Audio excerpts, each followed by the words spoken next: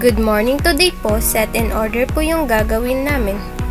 Pag-rearrange ng bawat display wall namin, ayusin ito para maging pantay-pantay upang maganda ito tignan sa mata ng customer.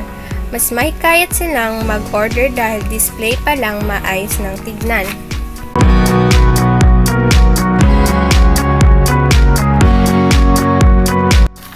Pagsunod-sunod ng mga numbering nito para hindi na mahirapan pa ayusin ulit dahil may mga customer na hindi maiwasan kinukuha ito at hindi na binabalik ng maayos.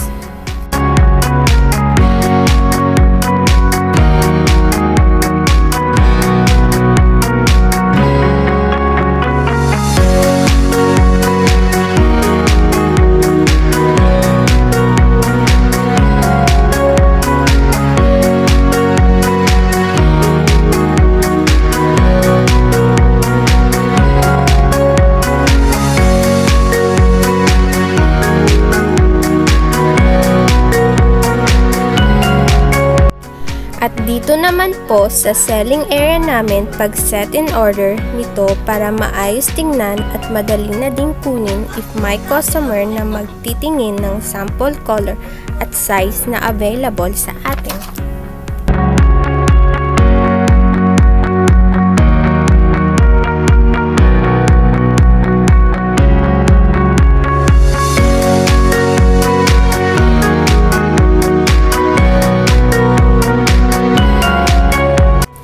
Set in order ng mga stock, bali yung mga damit na kinuha na hindi na nagamit, rearrange ulit sa rack para hindi magulong tignan, mas mabuting naka-per color ito at size para hindi na mahirapan pang maghanap if may mga customer order tayo.